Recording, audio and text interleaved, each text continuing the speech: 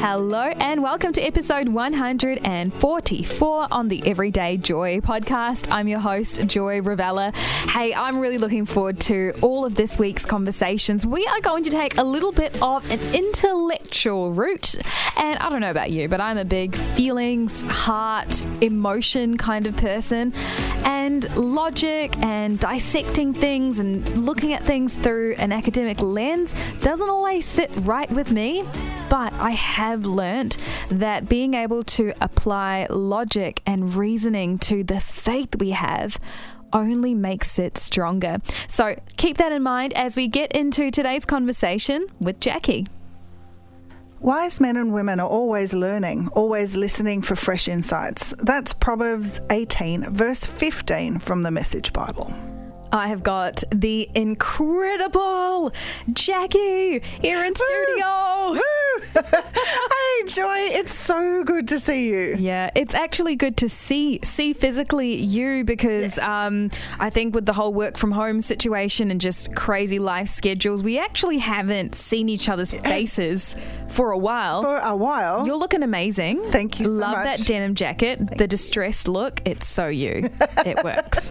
Thank you very much. You look fresh and beautiful, and I love the in optimism spring sort of dress that's going on. You know what's funny? It's I think on the days when I need like a bit of a boost, that's when I wear my most colourful outfits because I need to somehow bring myself to a place where I feel that joy, feel that positivity. So I think off the bat, as we're recording this, it's been a bit of a big week for me and nothing bad, but it's just been a lot of stuff happening one after the other.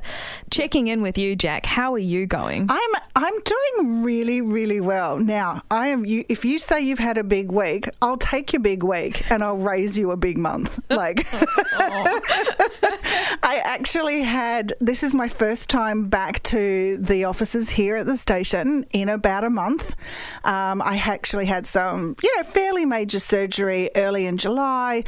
I'm wearing real clothes for the first time, showing my face back in the office, feeling a little bit flustered, feeling a little bit not quite back on board yet. So I think we're all there today. Yeah, and then what a day back in the office. Bang, straight into recording podcast episodes. But, I have to say, this is one of my favourite things, and I'm so glad I get to do it with you as well. Yeah. So, yeah. We planned this way back before you went for your surgery because this week in Australia is Book Week. Book Week! And we've talked I think we've talked at length about your home library and also just our love for reading books. I wish I had more time, but I did actually smash out a book over the weekend. Yes. So for you listening, in honor of Book Week, yes, we're going to unpack a Bible verse every day using the same 3 questions, but Jackie has very kindly woven in some resources and some books that you can take a look at if any of these conversations resonate with you.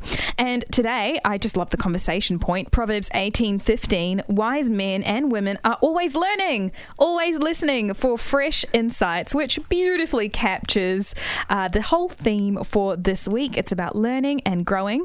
What are your first impressions of this one, Jack? Yep, absolutely. I love this one because first impressions, I get to sit back and go, I'm so wise. Like, I read so much. It's exactly how you sound. It's exactly how I sound, right? But I have to say, this is actually one of my favourite verses. We've talked so much about this. Not only do I love books, like if I was in The Sound of Music, the few of my favourite things song would be really short because it'd just be books.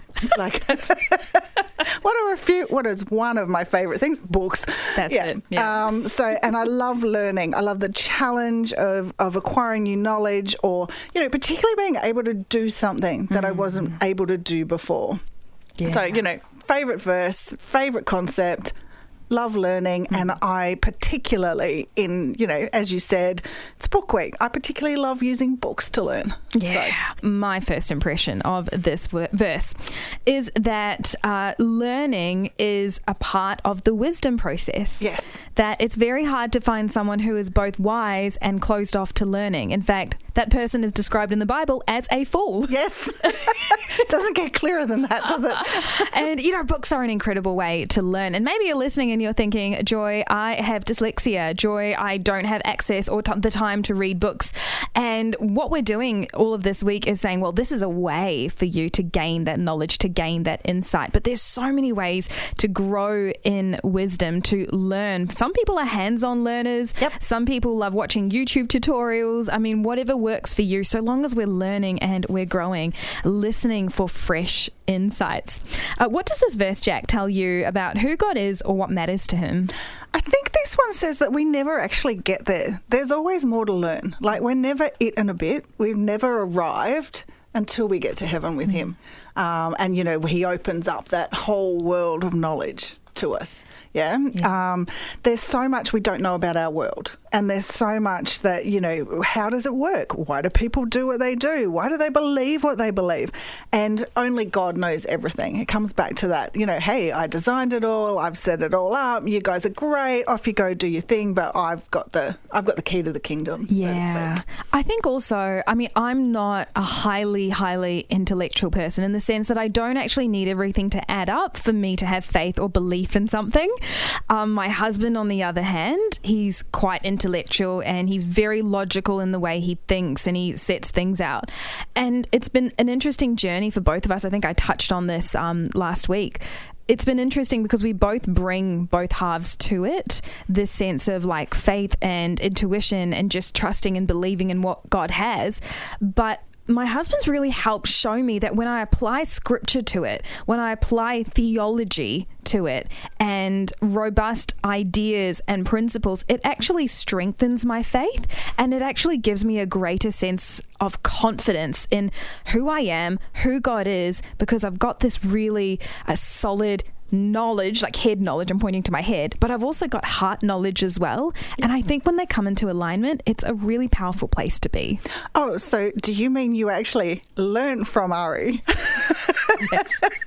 Yes. Imagine that. I've also taught him some stuff too. Taught him to let go and to just not try and make sense of it all, because you never will. Yeah, we're not that's God. Faith. Yeah, yes, that is Right. faith. Yeah. Making sense of what you don't always get answers for. Yeah. And it's that beautiful juxtaposition that, you know, when you get into relationship with somebody who doesn't think exactly the same way as you, and we are definitely going to touch more on this later in the week, that you can learn from them, and they have things to offer you. They can even if you don't change your mind or, you know, do something differently, you now have a more rounded view. You've learned, you know, you're becoming wise. You're listening for fresh insights, like the verse says, and I think that's amazing. I think for me, another thing this verse tells me about who God is he's saying, don't be afraid to go digging for answers. Right.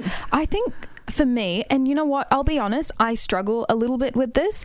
I've had friends and people in my life who have really tried to deconstruct their faith, and that's a buzzword these days, and Absolutely. you can look it up. But I've also seen a lot of those individuals become quite disillusioned as well, and they just lose themselves in the process of trying to deconstruct something. And so I think I've always been a little hesitant to dive too deep into that, because I'm afraid of what I'll find on the other side, being totally honest here. Yep. But this verse is challenging as well. It's saying, hey, I am a God of love. I'm a God of kindness, but we also believe in a God who makes sense. Yes. And who's highly intellectual as well. Yeah. When you just look at the way the world works and nature and the laws of physics and science. And so I think it's just almost for me saying, don't be afraid to apply your mind to your faith journey as well, because you'll find me in there as well. And I think there's something to be said for don't be afraid to question it. And I think that's getting those fresh insights as well, because one thing that can come out of that is you actually affirm your faith and you actually affirm, you know, what you believe, and because you can look at those insights that other person brings and say, well, that's not me. And it's not me because... And it, you know, sharpens those critical thinking skills and sharpens those, because we're not meant to always just accept what we're told. Critical thinking is a skill, and it's a really important skill. And we can apply it to our faith. We don't have to blindly accept, but we can question it, and we can do it in a way that's really careful and really loving and really kind to ourselves and to what we're learning. So if you're feeling, a little bit maybe like, oh, I don't know where my faith is at the moment, read something that affirms your faith, if that's what you want to do. If you're curious about other points of view, if you want to learn more about that, absolutely go and read something. But do it in a way that respects your beliefs, that respects your faith. You don't have to believe everything you read. You can read something and say, I don't agree with it. It's not me. Great. But I've learned something from that process.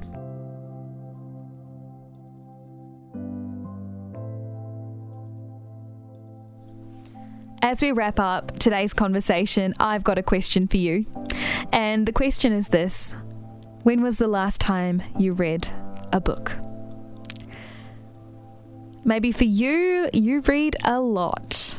But I'm specifically asking, when was the last time you read a book? Not an article, not a social media post, not an extract, a whole book. Now, I'm not saying that that's what you need to do next, but what I am suggesting is carving out time to expand your horizons by choosing something to read. And a great place to start is the Bible. In fact, there's a book in the Bible. It's one of my favorite stories to read, and it in itself is a whole story.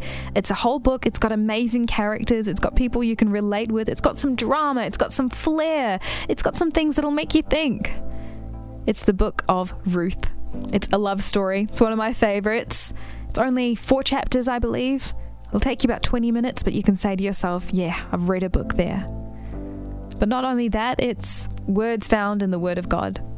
Maybe for you, you're actually really challenged by this idea we threw out around reading beyond. Maybe today could be the day you purchase or hire a book that's going to extend your knowledge in another area, that's going to get you to think about things in a deeper way. There are so many incredible resources, so many incredible books that are designed to help you dive deeper into your faith. So maybe that's something that you can make a commitment to today. Well, that wraps up today's episode on the Everyday Joy podcast. Over on the Everyday Joy Facebook group, I'm going to ask for your recommendations on books to read. So if you want to get some inspo, head on over there and be part of that conversation. The links to the Facebook group is in the description below. I look forward to catching up again tomorrow.